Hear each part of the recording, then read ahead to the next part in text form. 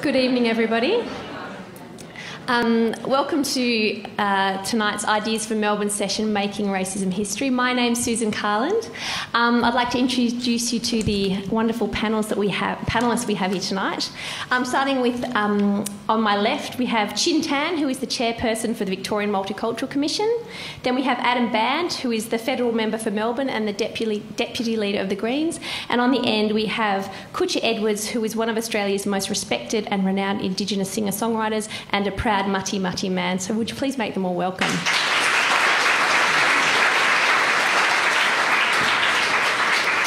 And just some brief housekeeping before we get started. Just if you wouldn't mind, if you haven't already put your phone on silent, or turn it off if you can bear to.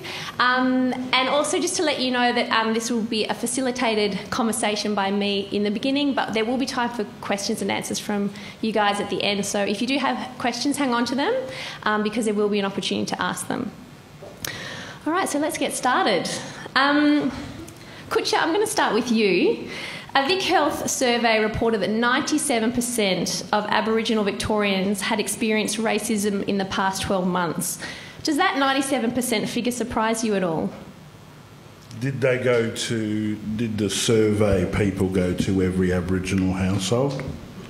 No, I think it was a sample. Yeah, of how many people? I'm not sure, actually. Yeah. I don't know the sample size. I think it's about 1,000. It's an interesting observation, though. I can personally give you a personal story. Yep. I had been up to a place called Bowraville, middle of last year, 20 k's in from Nambucca Heads. So I was doing some work for Beyond Empathy, an organisation, I think, established in New South Wales. But drove from Bowraville to Coffs Harbour, flew, I won't tell you the airline, but flew from Coffs Harbour to Sydney. The flight was a bit behind schedule, so I had to run from one gate to another at Sydney Airport. Got on the plane. Mr. Edwards, your seat is here. Sat in between what I would say probably a 30-year-old businesswoman and a young gentleman to my right. We were taxiing off the gate, and the woman called the cabin manager, who quickly ran over. The woman said, "Could I be moved?" I knew what was going on. She was moved to another seat. Mr. Edwards, you can actually sit in the seat here, and the flight back to Melbourne, my mind was just racing. I knew what was going on. I was the last person off the plane. I spoke to the cabin manager. I said, "I'm not very happy.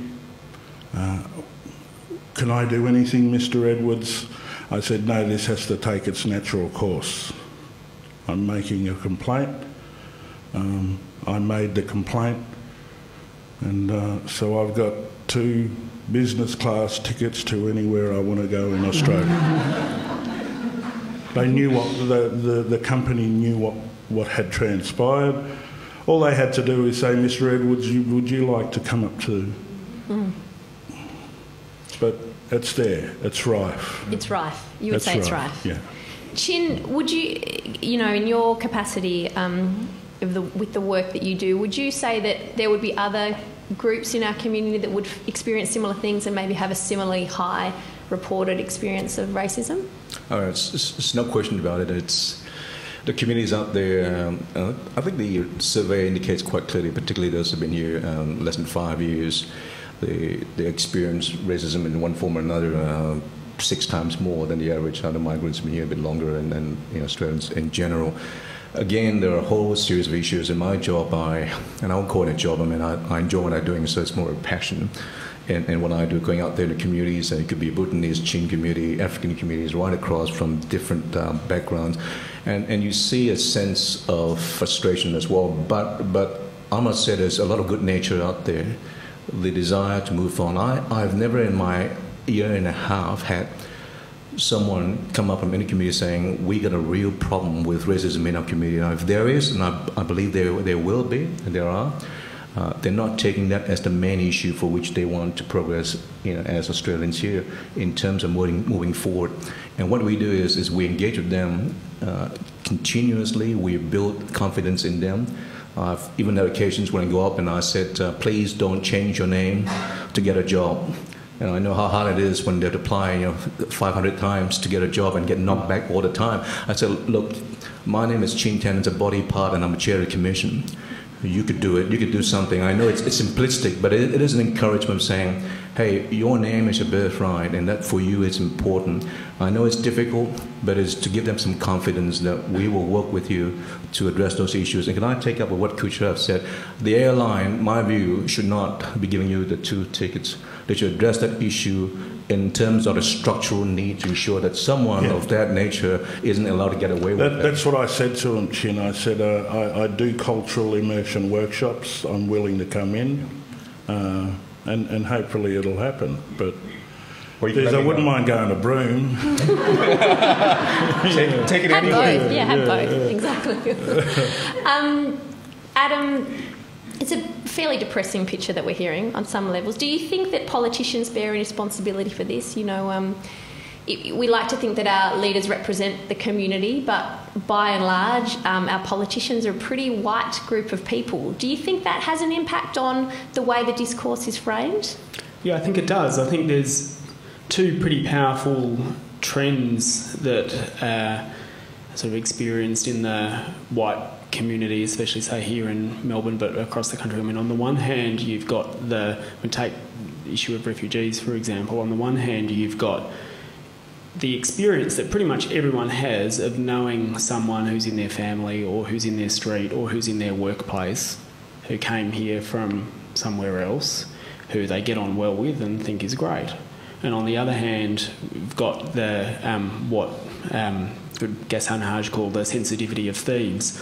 We've stolen something, and we know we've stolen something, and we know that because we've stolen something, someone else could take it from us, and we're forever, it's a bit like, Gollum and the Precious, and we're forever worried that someone else is going to steal it from us. And so there's this fear of dealing with other people who are coming here or who are here first. And I think those 2 things are pretty powerful trends, and it's really, for politicians, it's about which one of them do you fan.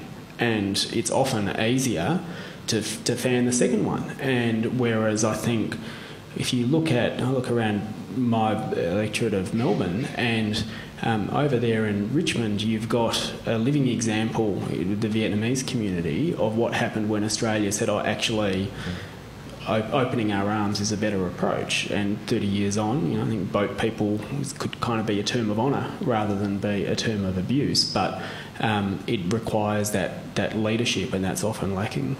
It's an interesting point that you make there about the idea of the precious and that thing that we've stolen we don't want to give away. So I guess I'd put to the whole panel, do you think that we will always or continue to have issues with racism in our society until we really truly address the underlying issue of Indigenous rights in Australia, and at least Victoria, and really recognise that history? Are the 2 really intertwined? I'll put that to all of you. I'll start with you, Chin.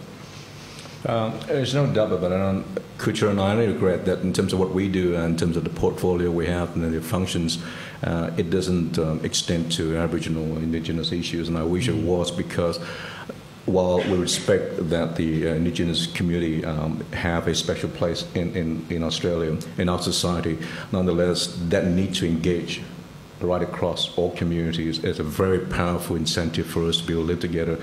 This whole notion that we enjoying diversity, we want diversity because it enriches our lives. It's a very simplistic notion, but it's nonetheless a commitment we've made to ourselves that this is the way we want to live it. And we've seen the wonderful results, the enrichment we have as a community. But the point is racism is bred from differences. And when you have 200 different groups and 135 different religious groups, and way beyond the norm of any other society, you are creating a crucible where there is potential, the potential for a lot of conflict. Question is, how do you work together? And this is the task that we have. And for me, the essence is this. You always have the laws to deal with people who are pathological or racist, and no matter what you do, you can't change their minds. But you have the formal process, and you have the informal process. This is what we do. We believe that if we go out there and we make communities more engaged with others so that they have a sense of belonging for themselves and the wider Australians, we talk about mainstreaming multiculturalism in one sense so that people get to appreciate the Indian community, the Muslim community, and understand them. And once you begin to understand, have this common approach and common shared values about why we have this consensus about living our lives in unity, then it becomes less frightening. So that is the essence of our job. I don't know how we continue to do it, but it obviously is an important element of that attempt to tackle racism, and it's multi-pronged, and we're doing one aspect of that. Adam? I think there's a lot in what you say. There's in Melbourne, I live about 50, 100 metres away from some housing commission flats in Flemington, where on a last where they did a little census there, and 50% of the people in those flats identified as Muslim, and there's a very large population in those flats and around of people from Horn of African countries who've come here, and some of them have been here 30 years and some of them have been here 3 or 4. And I've had meetings in my office lined up with young people from the community, and they arrived late because they told me they got stopped and searched along the way. And there are other people who I talk to who've gone and done their finance degrees at RMIT or Melbourne Uni and can't get a job, and they put in 300 applications, as Jim was saying before, and then they change the name on their application to something that sounds more Anglo, and all of a sudden the phone rings and they get an interview. And one of the things that I think was quite insightful that one of the community leaders said to me is that he said, look, looking at it in from the outside, you guys just still haven't dealt with what you did to the first Australians, and now we're experiencing it over again. And until you do that, then you're always going to be like this towards other people, which I think is quite insightful. Yeah. Kutcha. It's interesting what Adam and Chin have just sort of spoken about changing your name. And fair enough, we're sitting here on the 15th of February 2013, ready to look forward to make this better tomorrow. But there are processes and protocols that have been put in place on this country since time began. And myself, as a visitor to what we call now Melbourne, do you know what I mean? So I have to acknowledge that I'm not from here. I'm from Mati country, which is on the Murrumbidgee River. So protocols that I have to abide by when we talk about laws and that bound us to Australia, but I am bound to honour the Wurundjeri people here, of which I'm not, but I am of the Kulin Nation through my descendancy to the Bunurong people through my great-great-grandfather, Henry Ted Edwards. So I am of the Kulin Nation through my Bunurong connections, and I am also Kulin Nation through my Dja Dja Wurrung connections. So when we talk about protocols and laws, but interesting when you talk about changing your names to suit to get a job. I was born Glenn Edwards, my mother and father. born Glenn Edwards. But when I went to live with my mother in Traralgon, it dawned on me that I am not European. Not only looking in the mirror and seeing, I suppose, the image of myself, but I needed to change my name. And so I gave myself the name Kutcha. So it's an interesting dynamic that is happening with the new Australians, if I can use that term. Do you know what I mean? So I know I'm answering questions a long way around, but that's okay. yeah. That's good. Yeah. And please, if you want to jump in with each other too, by all means. Well, physically, literally, and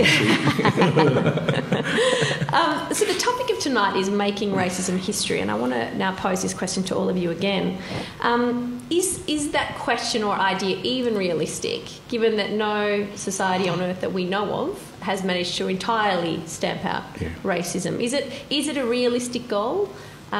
Is it something that, even though to our knowledge has been done before, that we should attempt to do? How is it pie in the sky sort of stuff? It's aspirational. I mean, it's just like human. We want it to be perfect, and we will never attain perfection, but we know we have to try, because it makes us a better person than we were yesterday. I don't believe seriously you can actually eliminate racism.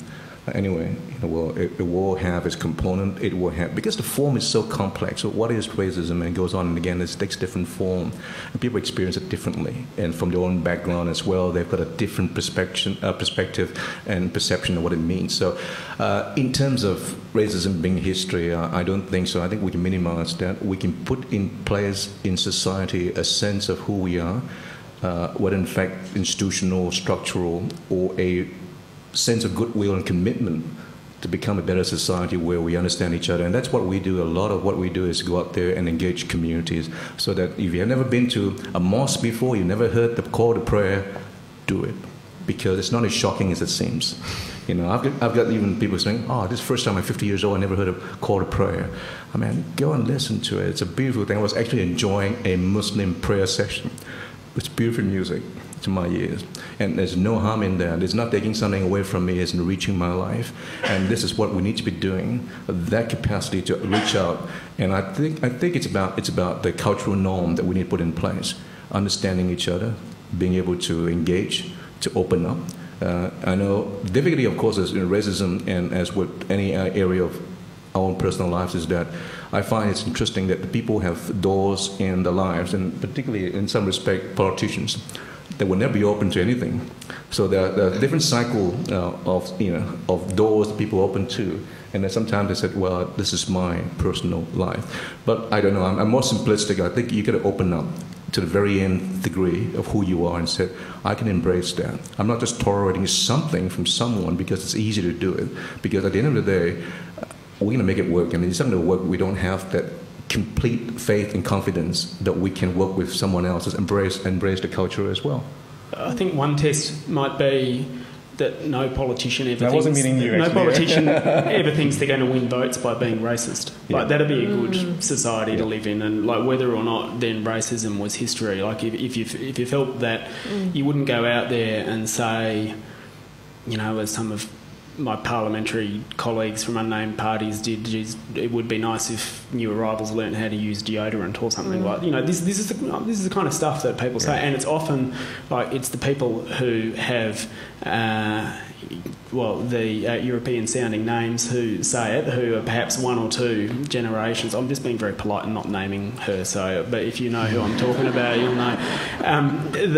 Who get up and say this stuff. But I think if we could get to the point where it was, and I think we're actually much closer to that in Melbourne and Victoria more broadly, but particularly Melbourne, than probably anywhere else in the country. Like, I do think that it's notable that in response to those suggestions that have been fed up by the right wing of politics at the moment in the last month or last couple of months that, we need a new identity of Australians and so on. Actually, in Victoria, everyone from all the parties came out and said, no, we're never going to allow that kind of stuff to become an election issue here at the state level. And I think that's something that's worth really holding on to. But one of the things that's really dawned on me over the last couple of years being in this job is that so much of it depends on the fine-grained work that's done every day. And so about a year ago in The Age, there were some of the young African Australians were reported in The Age as saying, we fear that London-style riots could happen here in Australia. Now, I actually don't think cars are about to be set on fire or that's about to happen, but there is that bubbling frustration from people who are saying, well, it's actually a bit different for us. We're not getting jobs. We're not being included. What are you doing about it?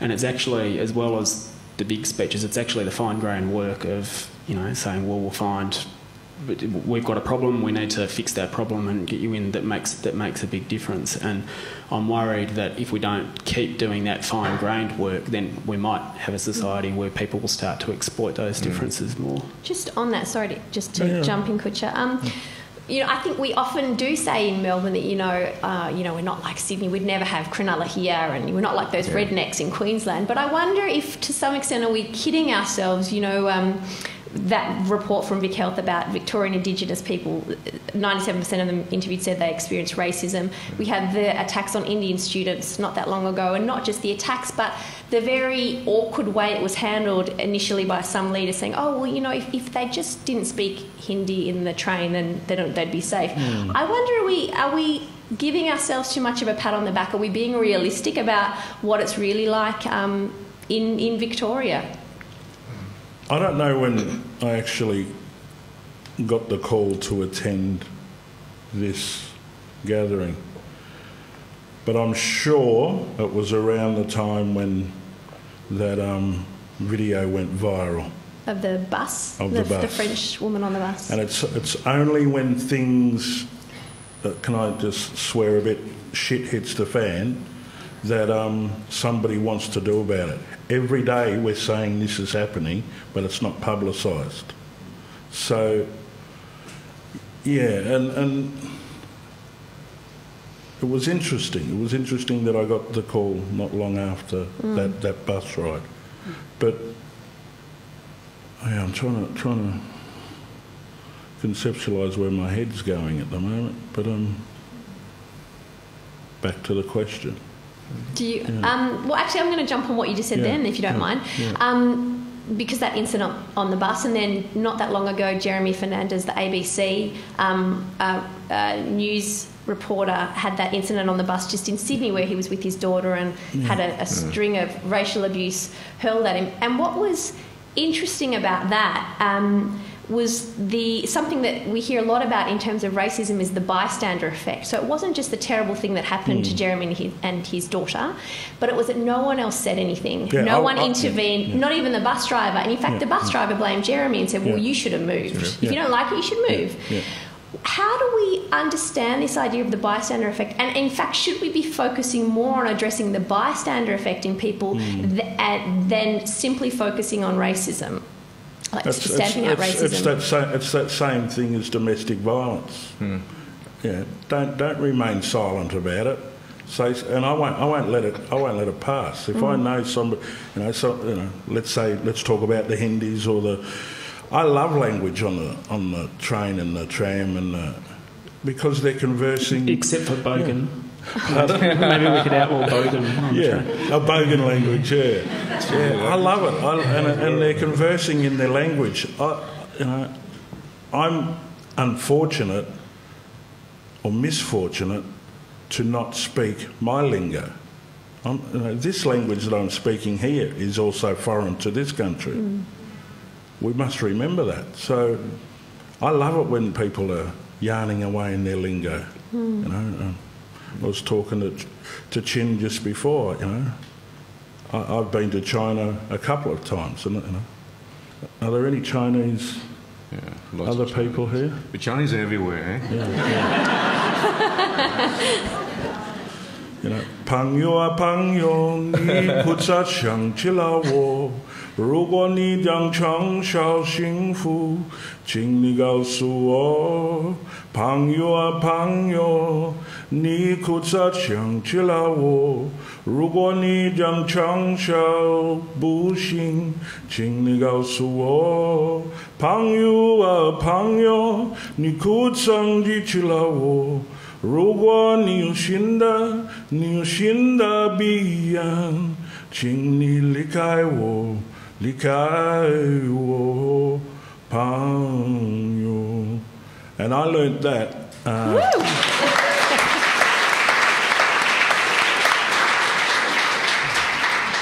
I learned that because I knew I was heading to China and to be respectful, that I needed to converse in the language of the country in which I was visiting. Yeah. Do you think any of you know Wurundjeri language or Bunurong language or Jar Jar Wurrung language?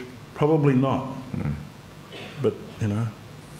Just so you know, you need to sing every answer from now on, okay? Yeah. You can't do that. I'm waiting to hear from you. Oh, no. Kutcha, you put me to shame.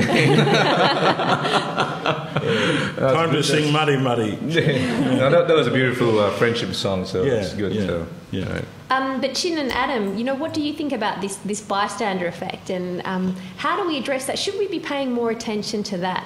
Because when what happened to Jeremy happened, I couldn't tell you the number of friends that said exactly the same. I had the same thing happen on a train or a bus, and no one said anything. No one intervened. It's come up in studies. Heriok's study on into Arab and Muslim communities said the same thing. People be abused often on public transport, and no one says anything. Why is that, and what do we do about that? I think if I could, Adam, I think that's been addressed. The couple of it's more than a few strategies out there. The national anti-racism strategy that seeks to try and educate and bring awareness. And there's also from the Human Rights Commission from Victoria, there's the anti-hate spray, which is an attempt to try and give people some kind of practical appreciation of how to deal with racism as they see it every day in a practical term. Don't be heroic, but this is what's happening, this is what you can do. And this is an attempt to do that, and it's educational. It's trying to get to a culture where we understand that the peer pressure is one where we do not accept that racist attitude from anyone. And if enough people come forward, and I think we can then resolve it. And it's right across communities as well. And pointing example, Muslim community, there are certain issues that have arisen internationally, and there's a big concern that Muslim communities may react to in a particular way. But you find that 90% of Muslim community leadership have come forward and said, no, we're not doing that. We're not going to go out and protest or do all sorts of things that create a mischief for the community. And that is the kind of beautiful and wonderful capacity culturally for our community. And I've been there. There was the DVD was made in America some time ago. There was fear of a protest put on by the Muslim community at the State Library. I was there, and I stood there for an hour and a half. There was no organized Muslim turnout because they knew better. And all you had was 30, 40 skinheads there looking for a fight, and became a skinhead conference. And this is for me, it's a beautiful example of how Melbourne can regulate itself. And it's building that network, building that trust, building that capacity for us to get to a point where people understand right across different races what you're doing is not acceptable, and to speak out against that. And then there are programs out there. If you haven't seen the anti-spray, hate spray, please go into the VicHealth website, and they will give you some indication of what's been happening out there as well. Look, I've stood up and intervened when there's been verbal racism, but to be honest, one of my reactions on watching those videos, it was pretty violent and pretty aggressive, and I wonder, if I was the only one there, would I actually do it? Everyone likes to think they would, but I don't know whether I would. And I'm thinking through that, and I think part of the thing is I wonder whether others around me would have my back if I did it. And I think if there was a sense that if someone stands up against it, then everyone else should get in and join in. I think that would make a significant difference, because I think, I always like to say I'd do it, but I wonder whether I actually would if there was, a threat of violence and it looked like it was getting nasty. Would I be, should I just ring the police? Would I actually be inflaming it? I don't know, but I think if there was a sense that we're all in it together, and if someone stands up, you support them, I think that might make a difference. There was an article in the National Times recently that was talking about the Jeremy Fernandez incident, and the writer, Professor Lucas, was talking about a study that was done that said, in terms of people experiencing racism, that young women from migrant backgrounds are amongst the worst affected. And I wonder, how do we tackle especially challenging issues when we have intersections of racism with other areas of discrimination, such as gender, disability, sexuality? How do we, those are even more specific and delicate areas. How do we tackle that? Well, that's a small question. 11 minutes. Or you solve it, man. Well, do we look at that enough? Should we be looking at it separately? Is racism a standalone thing, and that's something that we should be looking at on its own? Yeah, I look at situations only when it affects me. Yep. But I have a disabled nephew. Obviously, I've got sisters and my mother. So I look at it on a personal approach as to the structure of my family as well. But we need to be of an understanding of this whole inclusiveness. But I look at it, funneled through my eyes, through my family, therefore through my community, therefore through my nation and my people, therefore for the nation itself. But tennis, the Australian Open was only 3 or 4 weeks ago, and me and my wife's non-Indigenous.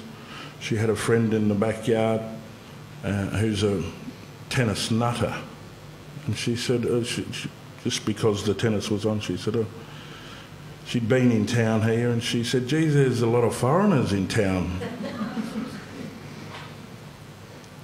She's talking to an Aboriginal person here. Do you know what I mean? So it's how people look at themselves, and how and that ownership, Adam, that Australians all want to own the right to call themselves Australians and be proud of that and patriotic of that. Meanwhile, they are there. They may be standing next to an Aboriginal person who is 50,000-fold proud, So we've got to be mindful of that. Susan, very quickly on that point, we do attempt to try and deal with the issues separately, because they do involve different sort of approaches to it. You have discrimination or age or gender, and they're quite different. Some communities have a more particularly serious and severe problem because of the the way the communities tend to be I suppose bounded, and these are issues we tackle separately. As part of that attempt to bring communities to understand that here in Australia there are certain expectation about what we do to bring us to a position where we all can live under that shared common perception and value of how to get along. It will take time to get to that position, but a lot of effort has been put in to ensure that we do that. So it's not simply just about racism as such. And I can tell you, to white folks out there, I do want to apologize. Racism is not just about white against everybody else. I've seen the excesses and the worst of racism coming from between different groups. Asians to Asians, Indians to Indians, Africans to everybody else. And that happens. And racism in that form is not acceptable. It's been nipped in the bud. And so we send that message right across that these are the things that we want to teach. These are the things that we want to be able to educate. So a lot of the programs we put in place is about education. And sometimes we do tweak it as well. I mean, we're funding process, we have capacity to, I suppose, modify behaviors in some ways so people have expectations that are met and understand that there are ways in which they can carry on their lives and be able to be part of this community. So right across, and we're always learning because no one has the complete answer to owning this particular area. This is where you come in as well, because to attack racism for today's topic, a lot of the responsibility lies with you, more than about the commission or Kutcha or the politicians. Can I just ask something? Coming here to Melbourne, as spoken about, one of the things, and I'd be interested in Chin's views and others as well.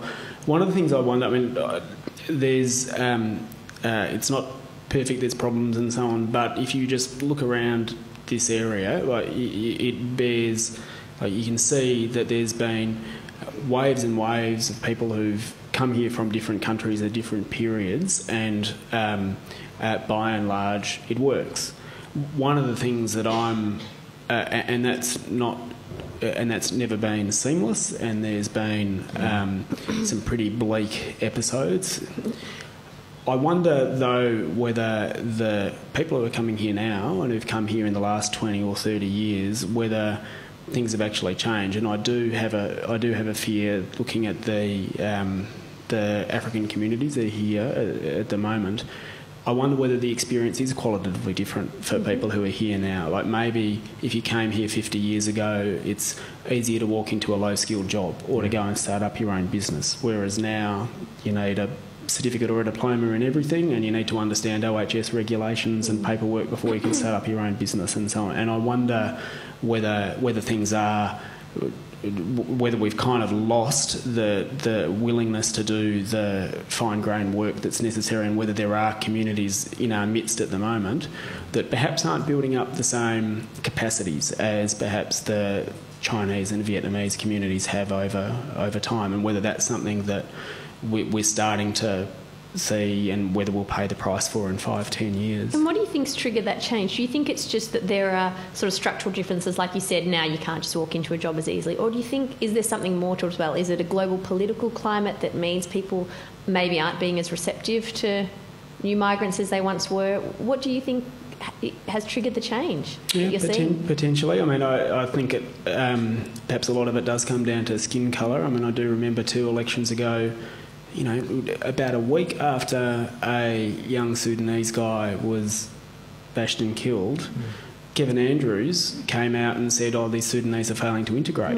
It's like, hang on, a bunch of white people just killed this guy, and now you're coming out and saying it's their fault. And so I wonder whether cracks are starting to open, and perhaps people do think they can win votes out of it. I don't know. Susan, very quickly, we can't generalise. I mean, we talk about Africans as homogenous, but they're not. I mean, you know, they're from Ghana, they're from Liberia, right across, and they're different people, different cultures, different languages.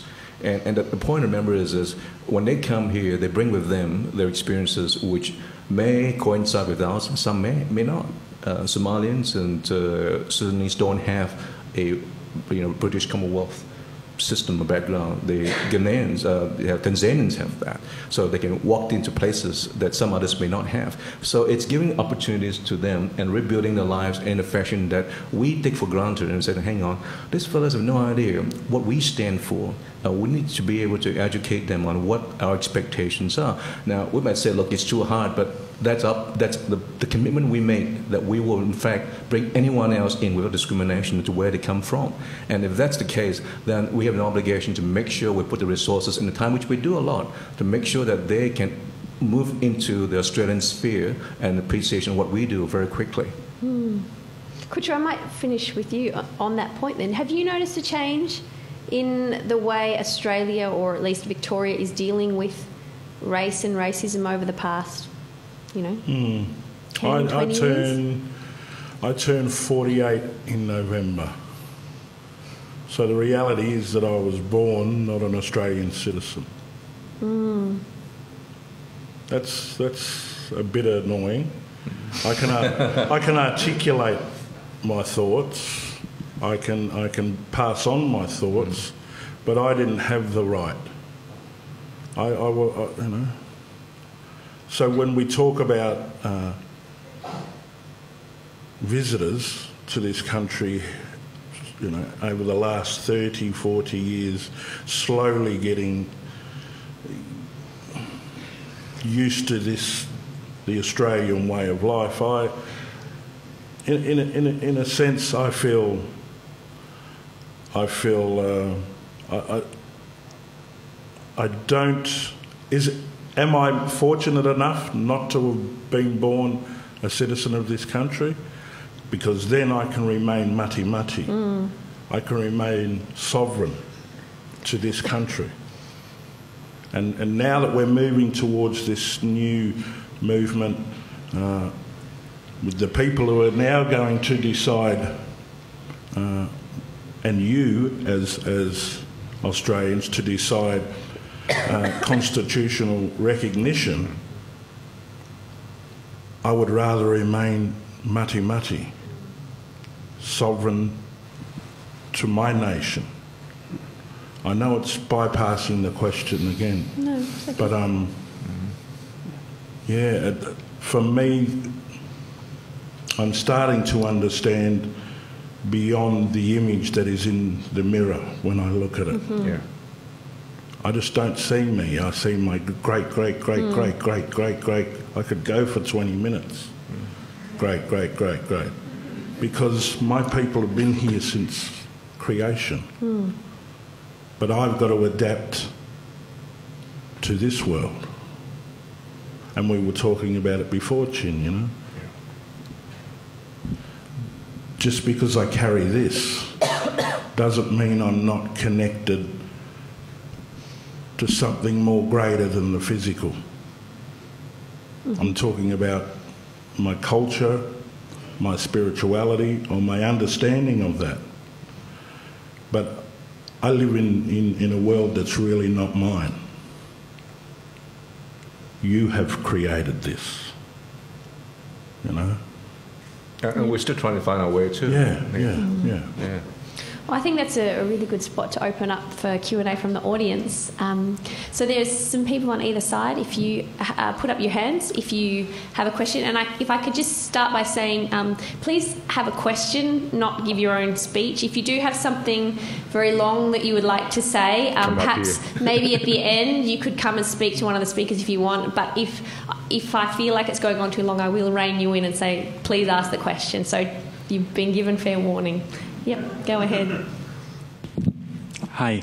My name is Walter. I'm originally from Chicago, Filipino background, trying to survive here in Melbourne for the past 2 years. Is it an idea to actually legislate against racist behavior and provide for penalties to those who can be proven to have made a racist remark or anything of that effect?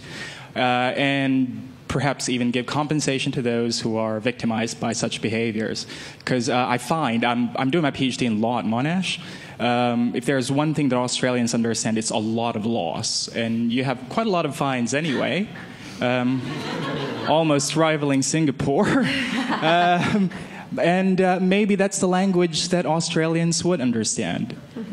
So I wonder if it's... Yep. Anyone from the panel want to answer?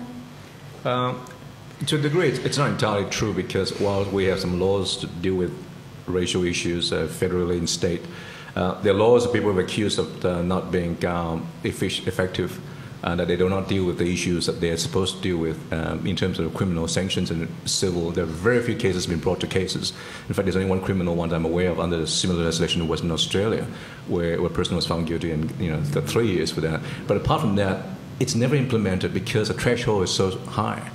And this is where the debate is happening now federally. Do we want to change it to make it an offence to be offended, and therefore it becomes a criminal or civil breach of the Act? That's an ongoing debate. But I think you need to have some element of legislation to say, as a country, we believe in this. And the threshold is the issue. How far do you want to go? You cannot legislate against racism.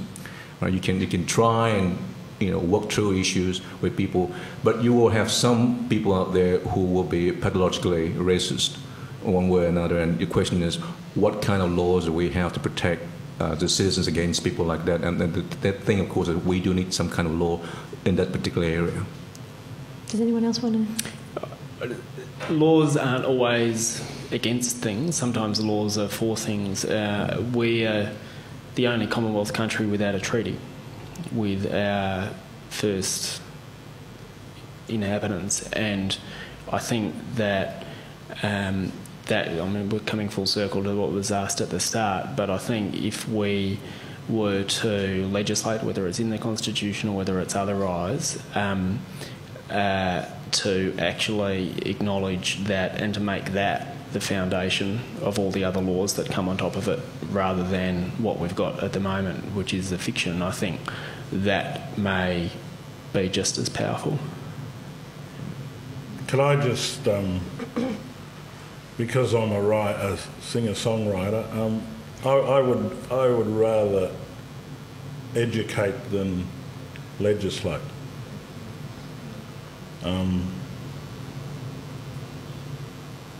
And how far do, yeah, exactly, Chin, how far do you go? If somebody said to me, but Kutcha, you're not really an Aboriginal, because I carry that, you know, do I have the right to go and serve a writ on that person? Well, I'd rather bring him to my community, bring him to my family, sit him in my house and yarn. That's what I would rather do. But that's just me. Yep. Horrible racist guy, Gert Wilders, coming to speak. I know there's some protests organised to go and protest at his talks. And I was wondering your thoughts on whether it's best to protest or ignore him. Anyone have thoughts on Gert Wilders? Yeah, I don't know. I've been thinking about that one the last few days as well. I really don't know. My hope is that he sinks without a trace, and I think that there's every chance that will happen. I know that there will be a lot of people who will stir up a lot to try and get him attention, and I would be quite happy to go and support people who want to protest against him, but it'll be ideal if he sinks without a trace.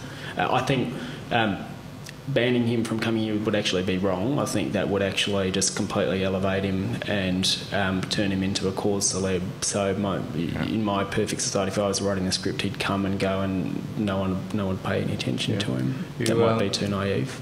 You see my red eyes. He's been keeping me awake for 2 weeks. We are engaged, as we should be, in not being reactive to what this man. We're confident, like some ex-prime minister says, we're relaxed and comfortable about it. We don't have to run around, and every time someone like this comes to town, and we shouldn't have to. But the point is, this man stands for very repugnant views, and we need to reject that. Therefore, there has to be consensus from the community, and there's a lookout from communities, particularly Muslim communities, saying, where's leadership? So there is a coalition of groups coming together from churches and from AFL and so on. I'm preempting things that's happening next week that will attempt to put forward a very nice little reaffirming document about what we stand for and reaffirming our confidence in what we believe in. And in one way, indirectly rejecting what Mr. Wilders stands for. But secondly, we also engage with the Muslim community in particular because of the fact that they've been targeted, to show them that we will provide the leadership, will provide them with the confidence that the government and communities at large, this is again with a peer pressure bystander mentality will come in, that they got support right across. And thirdly, our encouragement is to them, don't go and protest if you can, please, because you're giving this man the forum for which he would then use it to his advantage. So I hope by doing that we can achieve those purposes, and if there's a protest that's happening, it'll be done peacefully within the confines of our law. And that's what we tell people, it's okay to protest as long as within the confines of our law and peacefully. Did you want to say anything? I've been living in a cocoon. I don't know who you're talking about. That's the right answer. Yeah. You don't need to know about him, it's okay. Hi, good evening. My name's Leslie. Many people here probably are aware of TED Talks and watch the programs that are online with TED Talks. The person that won the 2008 TED Talks was Karen Armstrong, and it was because, as a religious historian and an academic, that she looked at and we started with the 38 religions around the world in Melbourne. She was looking for the common ground, the common humanity across all the major religions of the world, and it was compassion, basically. That was the common teaching, and that we as humans want to be loved. We all have different, we look differently, but we want to be loved. We have the same feelings. She set up the Charter of Compassion, which went to the United Nations. It's enshrined at the Opera House in Sydney. Is it too simple for us to try to get across to our community, do unto others as you want them to do unto you, which was what was the golden rule that she said was across all the religions? So is it too simplistic to try to just put that message out?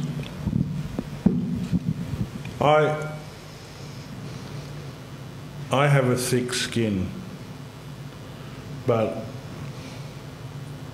I don't do what I do for me.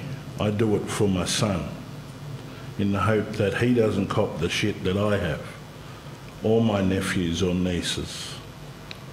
So, yeah, we've just got to keep on keeping on. We have to, if a tree falls in the forest and no one's there to hear it fall, does it make a sound? Well, we've got to keep on making that sound. We know trees are being felled right across the world, in thinking metaphorically, but yeah, I will forever be making that sound. I know it's simple, and the question is a yes or no question, but no, it's not too simplistic. I agree. I think we can. I mean, for me, it's the three values that drive me and politically and what I want to see in the world are sustainability, equality and compassion.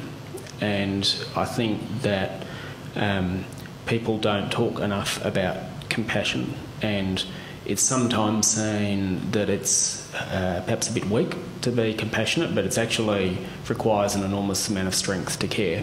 And part of the problem, the reason I think that we're in a lot of the problems that we're in socially is that we haven't had the strength to care and to stand up and say no, to look after others. It requires us doing this, this and this, perhaps making some hard decisions, but they're the right decisions.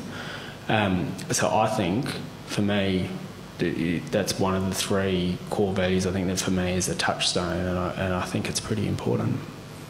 Quickly, you've got to start somewhere, and that's a very good premise to start from. All religion, from Alpha to Omega, has start one principle of love and compassion. If it doesn't, then obviously you query why you even want to believe in anything that comes from God. And I think it's important to appreciate that even for religions that we don't normally associate compassion and love, there is a lot of that. It's a question of how you want to live your life in the precept of those religions. You keep talking about Judaism, Christianity, or Buddhism, Hinduism. There's a lot of talk about love and compassion. And so it's a good place to start, but the important thing is, of course, is to find a common value that will give us the basis to live together. And I'm starting on a train of thought about being endogenous in what we do, so that I'm Chinese, but I live my life not as a Chinese in Beijing, but I live here as an Aussie Chinese. And what does that mean? What are the values underpin my existence here? And it'd be nice to, in the next 15 years, 20 years, the Hindus and Muslims will be saying, I am Muslim, but I'm Aussie Muslim.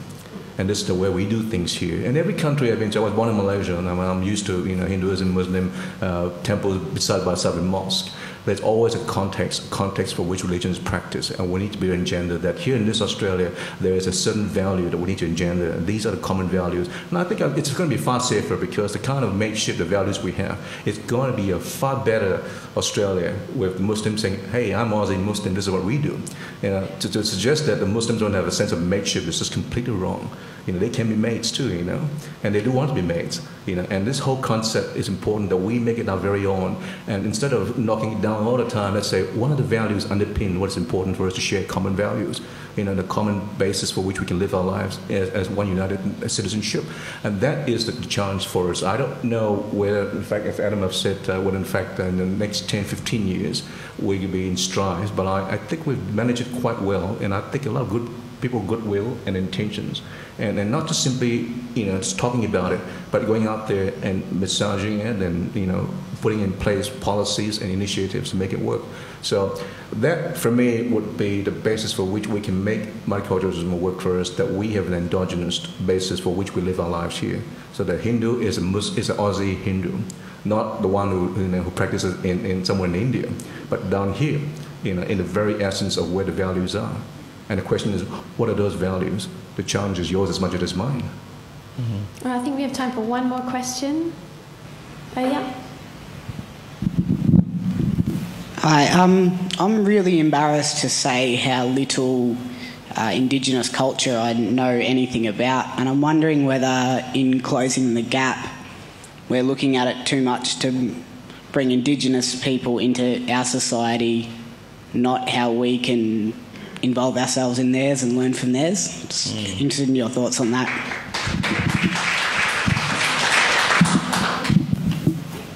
I think a politician should answer. I think that, I think there's a lot in what you say. I think that one of the things that we still haven't ridden ourselves of politically, federally, is variations of paternalism. It just keeps coming up again and again in different guises, and often in modern guises. And John Howard was a master at taking the idea of intervention and then turning it into something that was just a redressed version of paternalism, and it's kind of hung around since then. And I think that it comes back to what I said again about a treaty. Like we still have not yet said we're going to start from an equal basis, and if it's about closing the gap. Well, closing the gap means you start as equals, and then you work out how you're going to come and meet together. And I don't think we've started from it. I think there's a lot in your question. Very complex answer. Very complex question, but even more complex of an answer. Because we are not just one nation of Aboriginal people. Sit down with all the tribes, 500 of them, and figure it out. So it's not that simple. Well, the thing, of course, is that the paternalism you mentioned is still in place in terms of the institution, the structure has been put in place. We have enormous difficulty as multicultural community engaging with the Indigenous community because it's set in a particular way. They got the Department of Aboriginal Affairs. They don't mix. They do their own thing. And it's almost like trying to protect the Aboriginals from us, because they want to be left alone. But that's a wrong notion. And the whole idea is that there should be engagement right across. And there have been a lot of attempts to ask the question, why aren't we engaging the Aborigines friends and brothers and sisters? Because there's very little opportunity for that to happen. The Department of Aboriginal Affairs don't even talk to us about engagement issues because the structure is there in place. The funding is there for a specific reason. And unless we break that down and say, no, it's not about just a particular group, isolated, protected, and it's to be shared with everybody else. Well, the structure of a true essence of true leadership of the 500 nations is not in the form of the political arena. It's in the form of our elders. Just because you can speak the lingo doesn't mean you're representing your people. So it's very complex, and I'm 48 and I'm still trying to figure it out. So interesting question. Well, now that we've decided it's very complex, it's probably a good place to end it. So can I ask you to please join me in thanking our wonderful panel, Chin Tan, Adam, Bandt, Kutcha.